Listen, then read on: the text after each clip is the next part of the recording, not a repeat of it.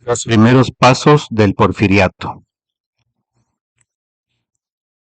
Buen día, jóvenes.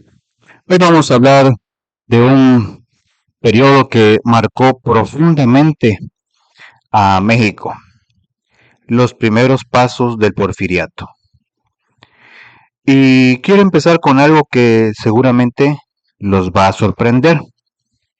¿Sabían que el presidente que más tiempo ha gobernado México en toda nuestra historia llegó al poder gritando no a la reelección y terminó reeligiéndose durante más de 30 años? Suena contradictorio, ¿verdad? Pues así fue. Hoy vamos a ver cómo de Porfirio Díaz construyó uno de los gobiernos más largos y polémicos de nuestra historia. Les pido que pongan mucha atención porque este tema nos ayudará a entender por qué México es como es hoy. Al final ustedes podrán responder preguntas como ¿por qué Díaz pudo mantenerse tanto tiempo en el poder? ¿Qué hizo bien y qué hizo mal? Y sobre todo, podemos aprender de esta época para no repetir los mismos errores. Comencemos. Para entender cómo empezó todo, tenemos que situarnos en el año 1876. Imaginen que están viendo una película de política y guerra. El presidente de México en ese momento era Sebastián Lerdo de Tejada y quería reelegirse para continuar en el poder. Hasta aquí nada fuera de lo común, ¿cierto? Pero había alguien que no estaba nada contento con esta situación, el general Porfirio Díaz Mori. Y aquí viene lo curioso del asunto. Años antes, Díaz se había levantado en armas contra el presidente Benito Juárez, defendiendo precisamente el principio de no reelección. Decía que nadie debía quedarse tanto tiempo en el poder porque eso perjudicaba a la democracia. Entonces, ¿qué creen que hizo ahora? Exacto. Se opuso a que Lerdo se reeligiera, pero no porque defendiera sus principios, sino porque él quería ser presidente. Díaz no era solo un militar valiente, era un político muy astuto. Antes de que Lerdo asumiera la presidencia, Díaz comenzó a hacer algo que en política es fundamental: crear alianzas. Imaginen que están organizando un torneo deportivo y quieren ganar. Lo primero que hacen es buscar a los mejores jugadores para que estén de su lado, ¿verdad? Pues eso fue lo que hizo Díaz. Estableció acuerdos con gobernadores de diferentes estados y con comandantes del ejército. Poco a poco fue armando su equipo. En enero de 1876, Díaz lanzó el famoso Plan de Tuxtepec, donde se pronunció oficialmente en contra de la reelección de Lerdo. Y aquí, jóvenes, la historia se pone interesante. Cuando se realizaron las elecciones, el presidente de la Suprema Corte de Justicia, un señor llamado José María Iglesias, no valí el triunfo de Lerdo. Dijo que había irregularidades, que algo no estaba bien en las votaciones. Pasó entonces que Díaz vio su oportunidad y la aprovechó. El 23 de noviembre de 1876, Porfirio Díaz entró triunfante a la Ciudad de México. Imaginen la escena: un general victorioso entrando a caballo a la capital del país. Mientras la gente lo victoriaba, una semana después, el 30 de noviembre, Díaz asumió la presidencia de México. Pregunta para que reflexionen, jóvenes. ¿Les parece coherente que alguien luche contra la reelección para después terminar reeligiéndose él mismo? Ahora bien, cuando Díaz llegó al poder, México no estaba en una situación fácil. De hecho, el país estaba bastante complicado.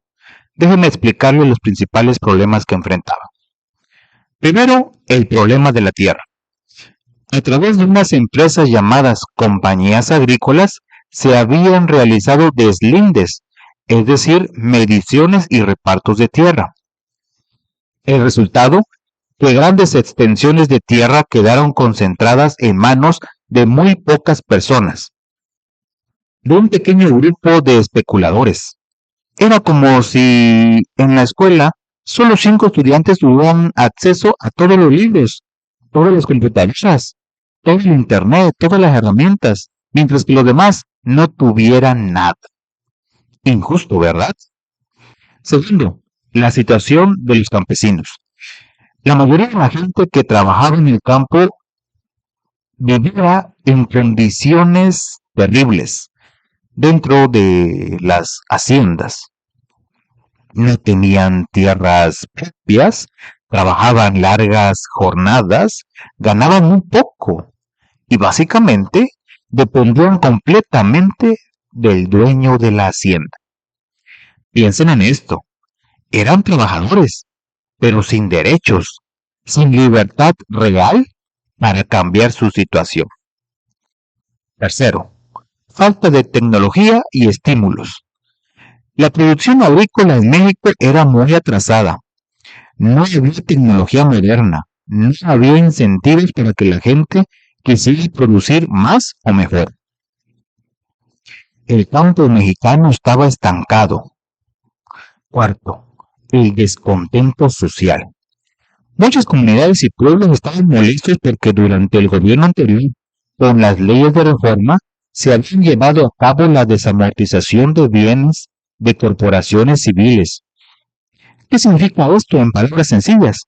Que les habían quitado las tierras que pertenecían a comunidades completas para venderlas a particulares. Imaginen que el terreno donde juegan en su comunidad de repente ya no les pertenece a todos, sino que lo compró una sola persona. Así se sentían muchos pueblos. Entonces, ¿qué tenía Díaz a su favor a pesar de todos estos problemas? Dos cosas muy importantes. Primero, la simpatía del ejército que lo respetaba como general victorioso. Y segundo, el apoyo de esos pueblos y comunidades que habían quedado descontentos con la desamortización.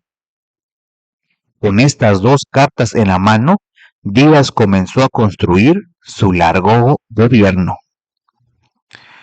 Ahora viene algo que a muchos les sorprende. En noviembre de 1880, cuando terminó su primer periodo presidencial, Díaz cumplió su promesa y entregó el poder. Sí, jóvenes, escucharon bien. Cumplió su promesa de no reelegirse.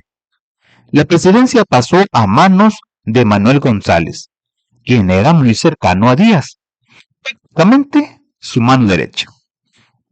Pero, y aquí está lo interesante, aunque González era oficialmente el presidente, todos sabían que seguía las instrucciones de Díaz.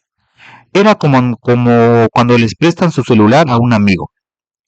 Pero ustedes están ahí al lado diciéndoles qué hacer.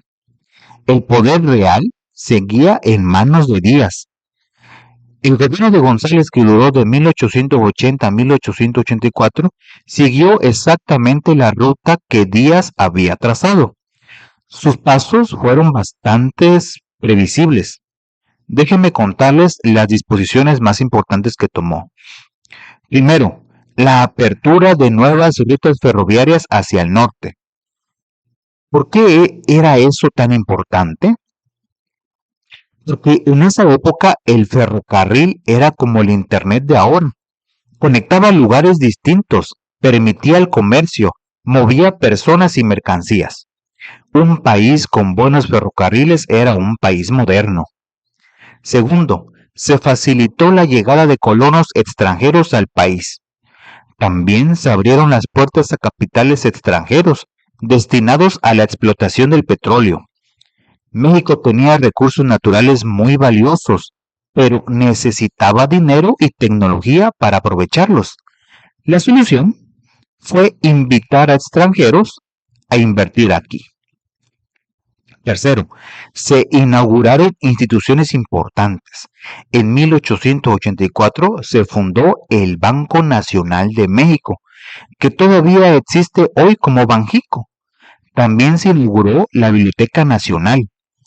Estas instituciones eran signos de que México quería modernizarse, parecerse más a los países desarrollados de Europa. Cuarto, avances en educación.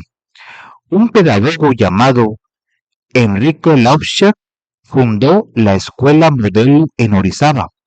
Se comenzó a pensar en una educación más moderna, más científica. Estos 4 años sirvieron para que Díaz reforzara su imagen política. Era como tomar impulso antes de dar un gran salto, porque lo que venía después era el regreso definitivo de Díaz al poder, pero ahora sin intenciones de soltarlo nunca. En 1884, Díaz regresó a la presidencia. Y aquí, jóvenes, es donde realmente comienza la historia del porfiriato como lo conocemos, porque ahora Díaz ya no tenía intención de dejar el poder. ¿Recuerdan que al principio les dije que Díaz era antirreeleccionista? Bueno, cuando regresó al poder, no solo se olvidó de esa promesa, sino que hizo algo más. Eliminó las leyes que impedían la reelección. Y por si fuera poco, en 1904 amplió el periodo presidencial de 4 a 6 años. Díaz gobernó México en 8 periodos consecutivos. Hagan la cuenta conmigo. Su primer periodo fue de mayo de 1877 a noviembre de 1880. Fueron casi 4 años.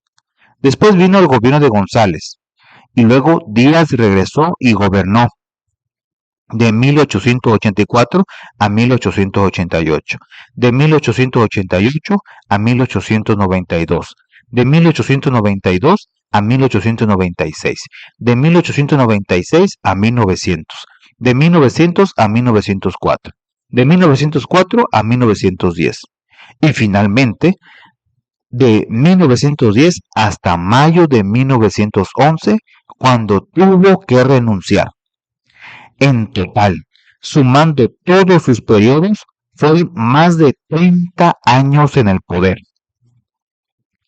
Para que se den una idea, 30 años es más tiempo del que ustedes tienen de vida. Imaginen que desde que nacieron hasta hoy, el mismo presidente hubiera gobernado México. Impresionante, ¿no?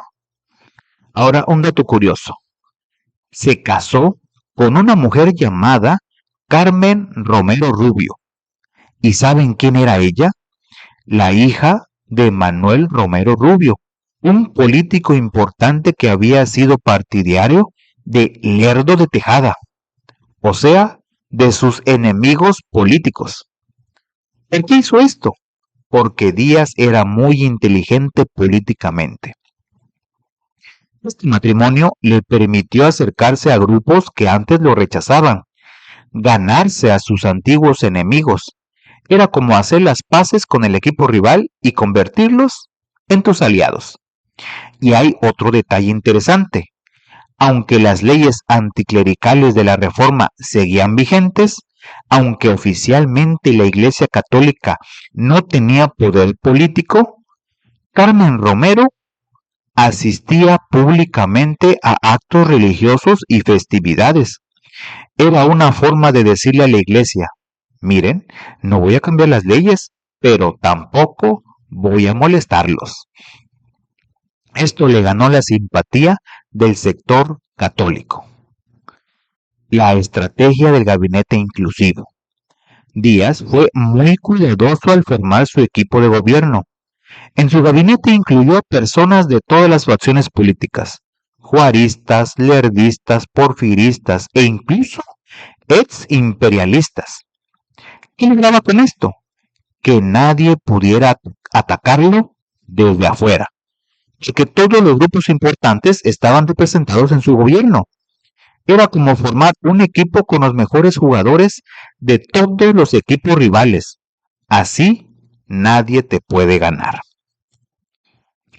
Y ahora vamos a hablar de cómo Díaz construyó su poder, porque una cosa es llegar a la presidencia y otra muy distinta es mantenerse ahí durante 30 años.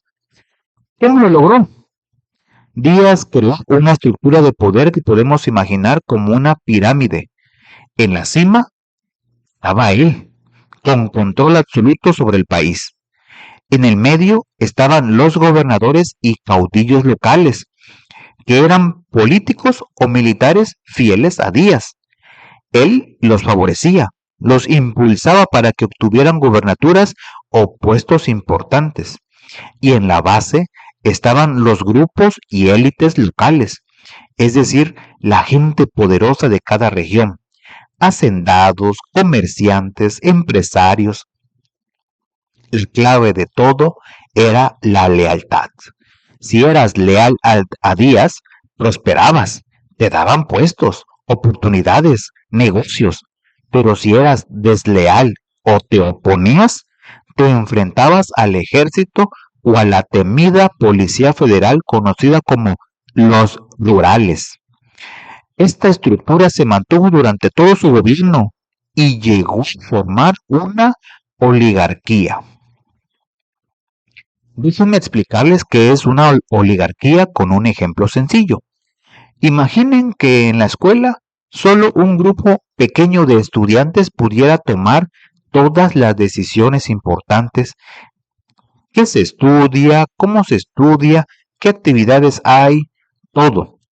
Y el resto de estudiantes no tuviera voz ni voto. Eso es una oligarquía. Un gobierno donde el poder lo ejerce un grupo muy pequeño. Eso fue el porfiriato. Un grupo compacto y cohesionado que controlaba todo el país y su brazo fuerte era el ejército y los rurales. Una pregunta retórica. ¿Qué pasaría si en su comunidad solo unas pocas familias pudieran decidir todo? ¿Creen que eso sería justo? ¿Creen que tomarían decisiones pensando en todos o solo en ellos mismos? Ahora viene la parte más dura de esta historia, pero es importante que la conozcan para entender completamente qué tipo de gobierno fue el porfiriato. La primera etapa del gobierno de Díaz, que va desde 1877 hasta 1890, se caracterizó por lo que él llamaba pacificación. Díaz decía que México necesitaba paz para poder progresar. Y tenía razón en eso. Después de décadas de guerras civiles, el país necesitaba estabilidad. Pero la forma en que Díaz logró esa paz es muy cuestionable. Su método era simple. Primero, intentaba negociar y reconciliarse con sus opositores. Les ofrecía puestos, dinero, beneficios. Pero si la negociación no funcionaba, usaba la fuerza, sin contemplaciones. Y cuando digo jóvenes, sin contemplaciones, es literal. Les voy a contar un ejemplo que muestra esto claramente. En 1879, un grupo de rebeldes que apoyaban a Sebastián Lerdo de Tejada se levantó en armas en Veracruz. Estaban inconformes con la revolución de Tuxtepec y querían derrocar a Díaz. ¿Qué hizo el presidente? Envió un telegrama al gobernador de Veracruz con una orden muy breve, de apenas 4 palabras. Mátalos en caliente. ¿Saben qué significa eso?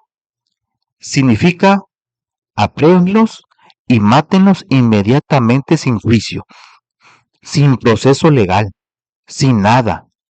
Solo elimínenlos. Y así se hizo. El ejército y los rurales sometieron ese levantamiento con mucha violencia. Lo mismo pasó con los levantamientos campesinos en Sonora y Yucatán. Habían comenzado desde la época de la República restaurada, cuando los campesinos pedían tierras y mejores condiciones de vida. ¿Qué hicieron con ellos? Los sometieron por la fuerza. Díaz construyó lo que se llamó una paz armada. Era paz, sí, pero una paz impuesta a través de las armas, del miedo, de la represión. No era una paz verdadera, donde la gente estuviera conforme. Era una paz donde la gente tenía miedo de protestar. Pero aquí viene algo interesante. Entre las clases populares, entre la gente pobre, comenzaron a aparecer personajes que se convertían en leyendas. El más famoso fue Jesús Arriaga, conocido como Chucho el Roto. Era un bandido que, según cuentan las historias, robaba a los ricos para darles a los pobres. Era como el Robin Hood mexicano. Para el gobierno era un criminal, para la gente pobre era un héroe. ¿Por qué? Que representaba una forma de resistencia, una forma de justicia cuando el gobierno no la daba. Y aquí viene otro dato importante. Aunque se mantenían las formas democráticas, todo era una farsa. Se hacían elecciones, sí, la gente votaba, pero los resultados siempre eran los que el gobierno quería. Era como jugar un partido donde el árbitro ya decidió quién va a ganar antes de que empiece el juego. ¿Tiene sentido jugar así? Claro que no, pero así funcionaba México en esa época. Usando la negociación cuando podía y la fuerza cuando era necesario. Díaz logró crear las condiciones para que hubiera estabilidad, y esa estabilidad sí permitió el desarrollo económico. Pero pregúntense, ¿qué costo? Ahora vamos a hablar de algo fundamental que en el gobierno de Díaz, su política internacional y económica. Díaz entendió algo muy importante. México tenía muchos recursos naturales, minerales, petróleo, tierras fértiles, pero no tenía el dinero ni la tecnología para aprovecharlos. ¿Cuál fue su solución? Abrir las puertas a la inversión extranjera. Invitar a empresarios de otros países a venir a invertir su dinero en México. Para lograr esto, primero tenía que mejorar las relaciones internacionales.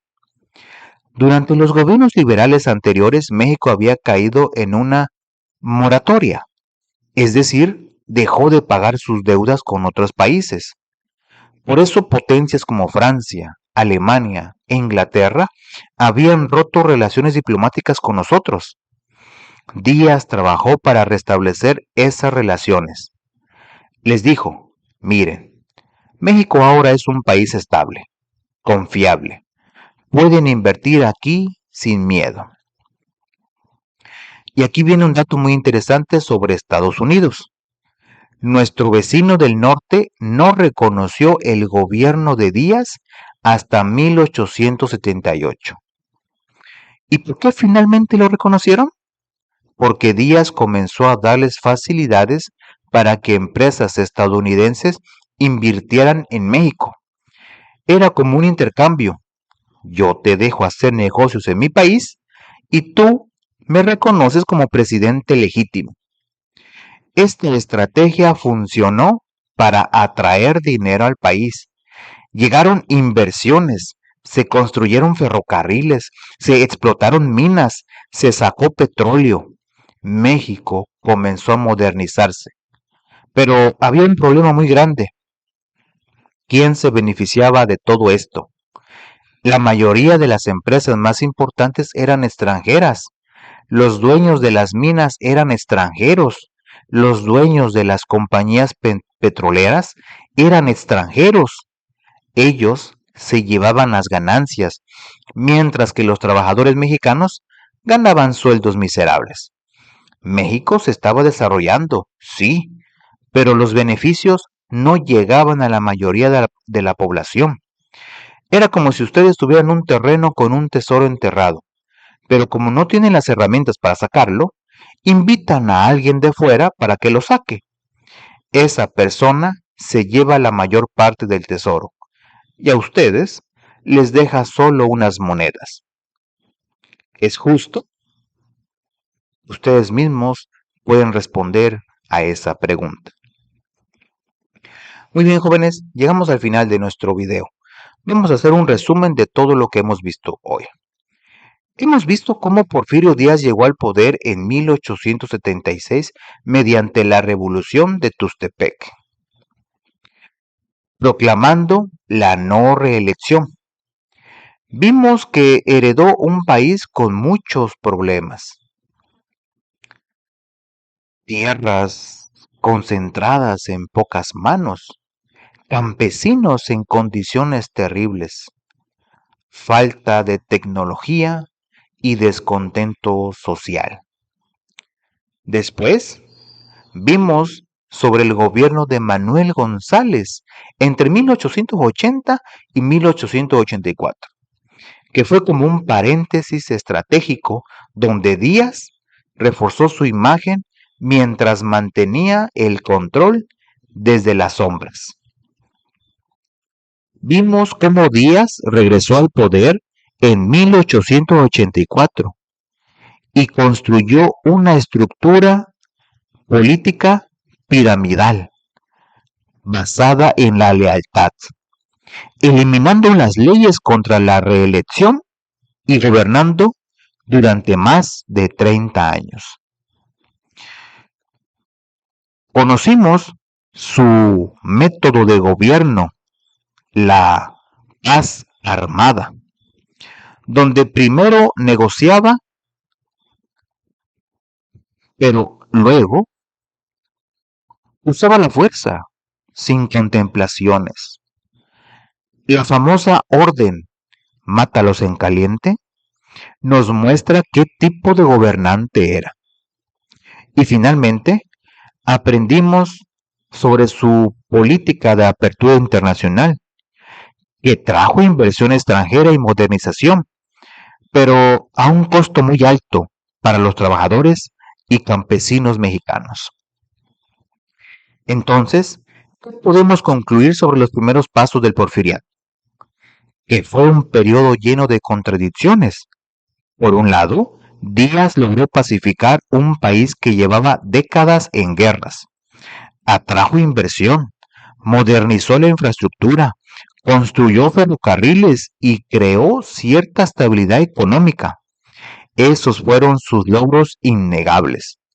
Pero, por otro lado, traicionó sus propios principios antirreeleccionistas, construyó una dictadura disfrazada de democracia, reprimió violentamente cualquier oposición,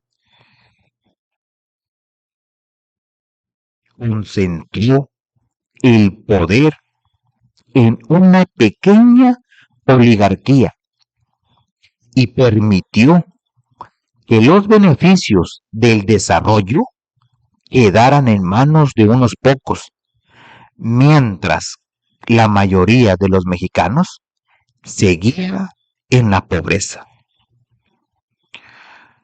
Es importante que ustedes conozcan esta historia, porque nos enseña lecciones valiosas para el presente.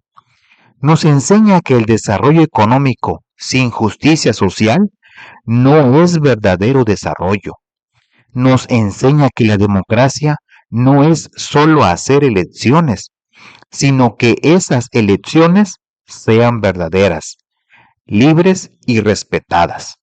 Nos enseña que cuando se concentra el poder en pocas manos durante mucho tiempo, se crean tensiones que tarde o temprano explotan. Y de hecho, Así sucedió. Todo este sistema que Díaz construyó con tanto cuidado durante 30 años terminó colapsando en 1910, cuando estalló la Revolución Mexicana. Pero esa ya es otra historia que veremos más adelante. Quiero cerrar con una reflexión que les dejo como tarea, para que ustedes piensen en ella.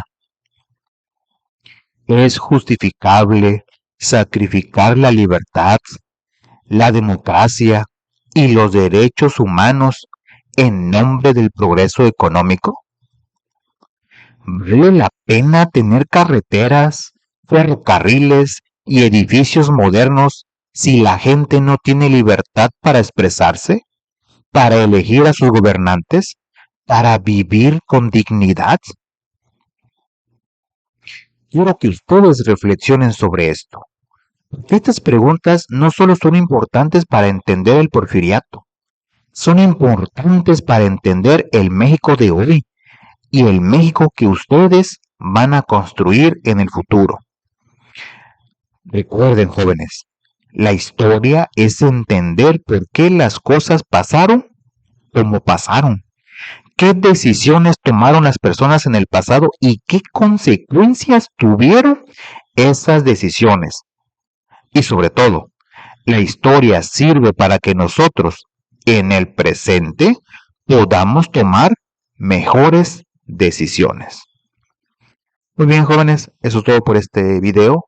Recuerden suscribirse al canal, denle me gusta, comenten y compartan. Saludos.